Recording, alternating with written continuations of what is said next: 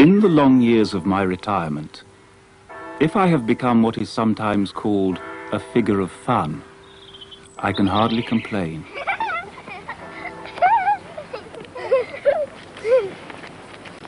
I am considered to be a solitary, rather eccentric old bachelor, followed everywhere by my Japanese servant, and I do little to correct that impression.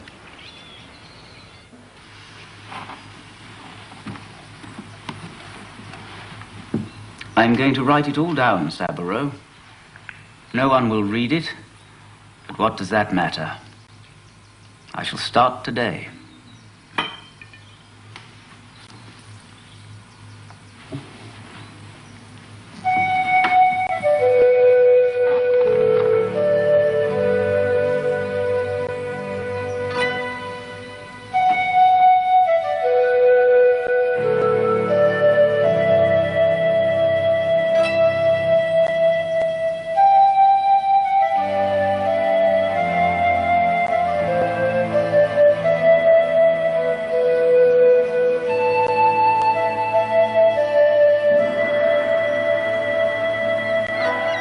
With my parents' good wishes, I left England in November 1861. I had won myself the post of student interpreter attached to the British legation in Japan.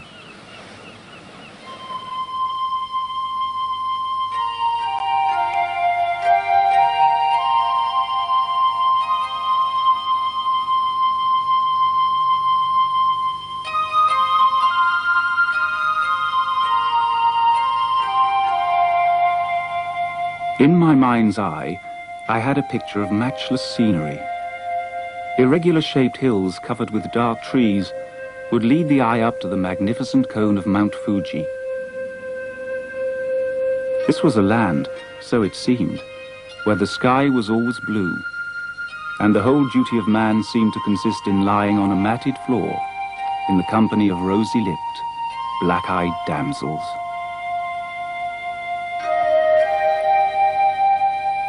Presiding over the scene stood the legendary samurai warrior, with his unshakable code of honor and chivalry.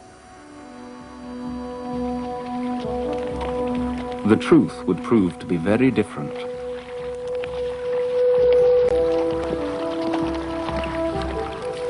In the very week of my arrival, a visiting merchant by the name of Charles Richardson, accompanied by some friends, ventured out of Yokohama on a riding trip.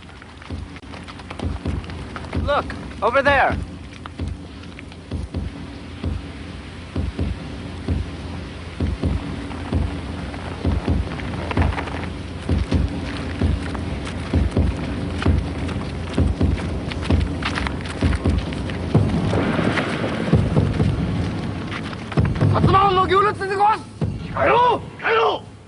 I think we're supposed to kneel. Never. Well, at least let's dismount. Hello! This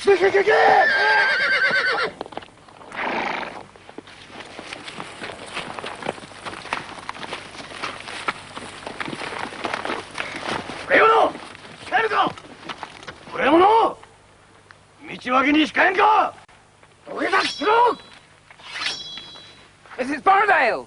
Get away! Get help!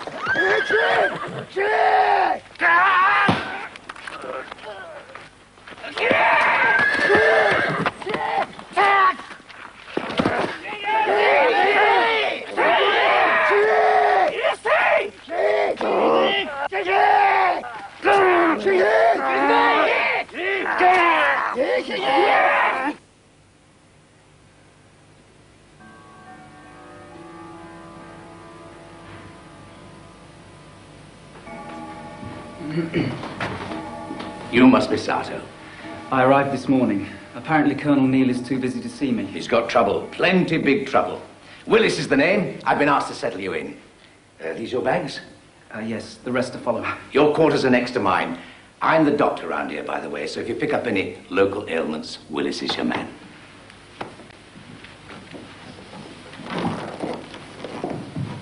One of our visiting merchants got himself killed. Seems he insulted some local chieftain.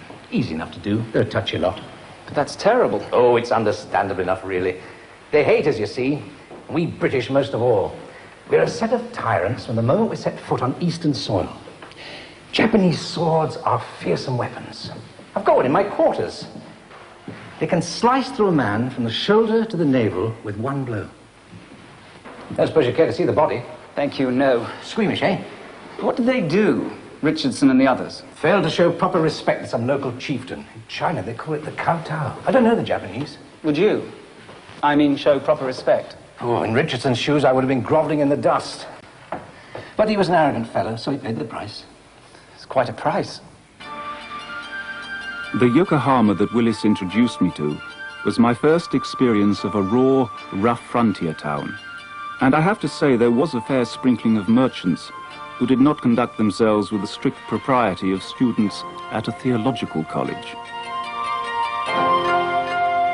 As for the Japanese, those they dealt with were destitute of capital and ignorant of commerce. In such an atmosphere, it was impossible for any friendly feeling to exist between the races. Each side cheated the other, and the richer the foreign barbarians became, the more they were hated.